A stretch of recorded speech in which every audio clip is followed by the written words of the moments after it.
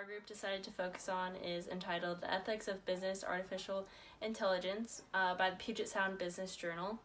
And this article discusses the newer trend of artificial intelligence, and with that trend, the newer ethical dilemmas that come along with it. Artificial intelligence is defined as the theory and development of computer systems that can now perform tasks that typically would require a human.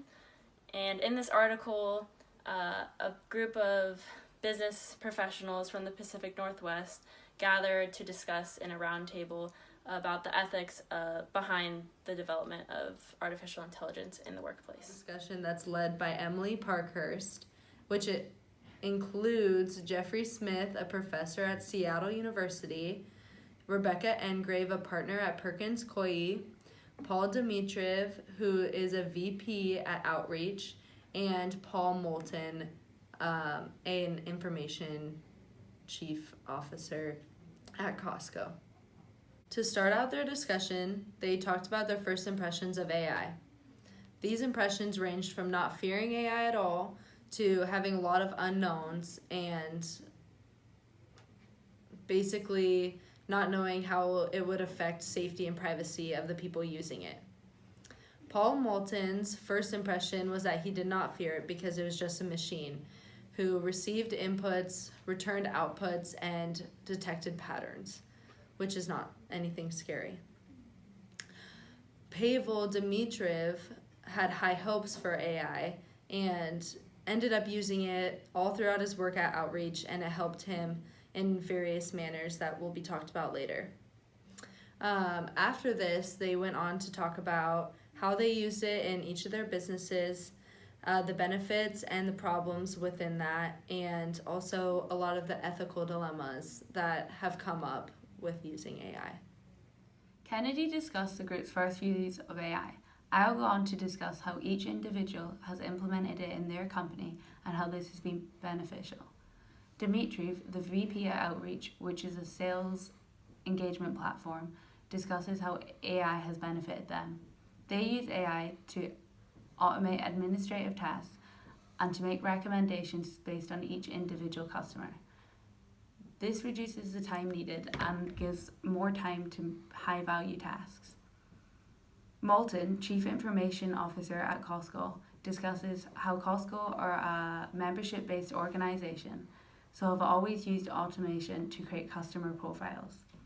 Engrave, a VP at Perkins Coie, generalizes each benefit of AI as scale, speed, and consistency, which all lead to reduced costs.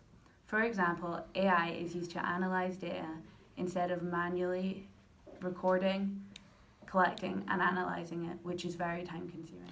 Throughout this article, the positives and the negatives of artificial intelligence were discussed. Such positives include increase of scale and speed of production. On the other hand, there are many downsides, such as safety, privacy, and malicious use of the artificial intelligence. One of the most prominent issues with artificial intelligence, as discussed in the article, is the replacement of human workers in the business workforce. The McKinsey study estimated that within the next 10 years, 10% of the business world will be affected by the implementation of artificial intelligence. Such jobs, such as accounting and other finance jobs, will be heavily influenced by the influx of artificial intelligence within the next 10 years. So throughout this article, we see several ethical dilemmas presented by the use of artificial intelligence, the most prominent one being incurred human costs, such as deaths resulting from unsafe factories, typically due to machines. And this relates to one of the core reasons for ethical practices that we went over the other day regarding utilitarianism, which refers to the question of, does a decision or behavior do the greatest good for the most people? So obviously, the last thing you want is an employee dying in the workplace. So this is a very serious issue presented by AI. Another ethical dilemma relating to this utilitarian view is that AI is often the case for unemployment.